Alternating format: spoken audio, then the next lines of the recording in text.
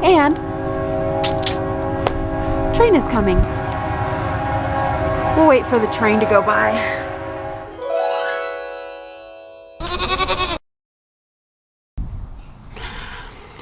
Hi everyone.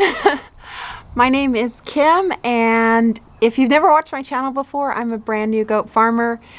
Today I want to talk about him. We're going to talk about you. We're going to talk about guarding your herd, and specifically about my dog. This is Deacon, and why I chose him, the problems I'm having, the good things, the bad things, and talk about maybe some other options. You gotta get out of the way, dude. Come here. Come here. Come here. Come back here. Come here. Good boy. Good boy. As you can see, he is very, very affectionate. And I like that because he's very calm. Very calm, huh? So why did I get a Livestock Guardian Dog? Well, so I have 5 goats now. I have 3 adult does and I have 2 babies. So I want them protected from the coyotes around here. We have bobcats, we have foxes, other little predators around. And the big thing is coyotes. We have a lot of coyotes. And I need to protect my herd. So I got him. Now Deacon is sort of a rescue. He came from a farm where he was working sheep and goat. The people who owned him had to move into town and into a residential area with just a small yard, and he wasn't doing well in that yard. So they wanted to find him a home where he could work again, because he really does love to work. And he's doing very well. He's 3 years old. So you're doing good, huh? So some of the problems that I've had with them so far, and these are problems you're going to find with most livestock guardian dogs or Great Pyrenees, these douche barbers. He does like to roam. He thinks that everything he can see is his area to protect. And I have 8 acres, which should be enough room for him to run around. But he really likes to run. I have, can you move? Thank you. I have about 40 acres to the west of me. I have about 100 acres to the south of me. Probably about 200 acres to the east of me. So there's a lot of room that he can see out there. Most of the time he does stay within the confines of my gated pastures or my fenced pastures. Every once in a while he will take off into one of the other pastures out there and just run and run and run. He loves getting into the ponds. I have a small pond that he gets into, but next door is a huge pond, and he loves getting in there. It's more like a swamp over there, huh? And he loves doing this. He loves getting right in front of you. So if you live in an area where you don't have as much pasture, you don't have good fencing, they're gonna run. They're gonna get out. They're gonna go. And it, you know, for me, it's not such a big deal because he comes home and he knows where to come. But if you're someplace else where you've got neighbors, or that there's a dangerous road or something like that, they're gonna get out, and that's not good. He knows where to come back to the barn, and I do keep a close eye on him if he's outside of the fences. But also he'll dig, you know. If he wants to get out, he's gonna get out. He's a 150-pound toddler, basically. He's 3 years old, so he's still not fully matured. So that can be a problem as well. What are you doing? Hey, stop. Digging. He's digging right now.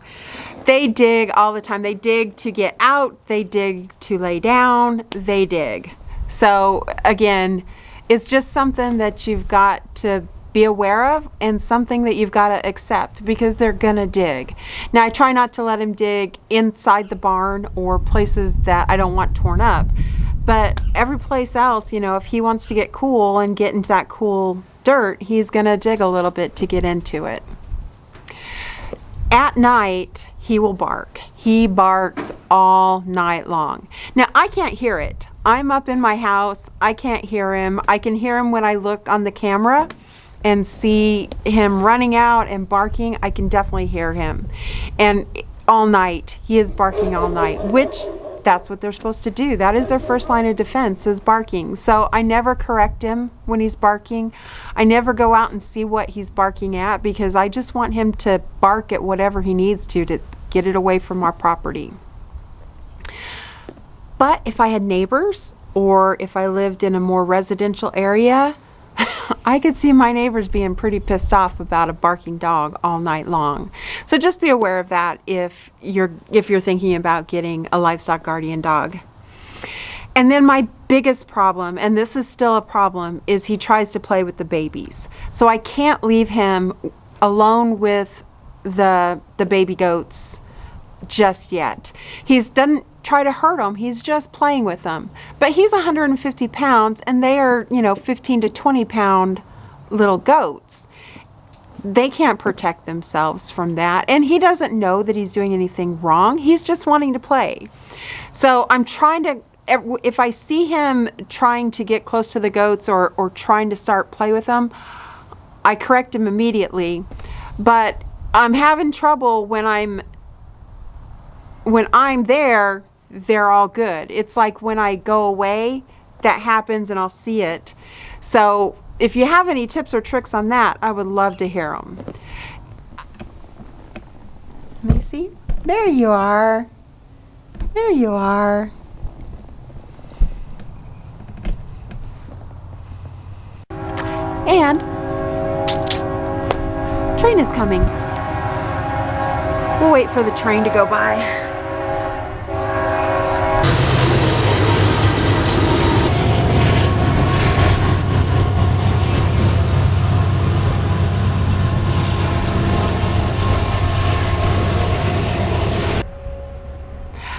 Okay, train went by. Had to deal with that all the time. So, what was I saying? I don't even know what I was saying. So why didn't I get alpacas, or I didn't get a donkey? So both of those are probably good choices, and I've read a lot about them. Especially donkeys, I feel are a good choice. But for me, I felt that a dog was a better choice. One, because I have heard of instances where donkeys hurting the goats, and also it was another animal that I didn't want to take care of right now. A dog is pretty easy to take care of. Also alpaca or a llama. And llamas are something I don't know anything about right now, so I didn't want to take on learning all about llamas and feeding and caring for them, as well as my goats. So I decided to just stick with the dog right now. And he's doing a great job, and I'm very proud of him for the job he's doing. He takes his job seriously. There is nothing that can come onto this property that he does not know about. He does eat frogs. It's pretty gross. He scares up lots of rabbits, and I think he's eaten a rabbit before too. But that's just what they do. He's been a great addition to the farm. I'm so glad he's here. I think it's his nap time now. He's pretty grumpy. He just wants to go to sleep because he's been up all night barking. So I usually separate him and the goats during the day so he can get some rest, and he doesn't have to be stressed out that he's got to guard the goats while he's trying to take a nap. So can you say thank you for watching? Say thank you for watching. Subscribe and like our video. Thank you for watching. Yeah, are you a good boy? He's a sweetheart. He's a sweetheart. Thank you very much. And I hope that you've enjoyed the video. I hope everyone's doing well out there. Thanks. Bye. Are you a good boy? You a good boy?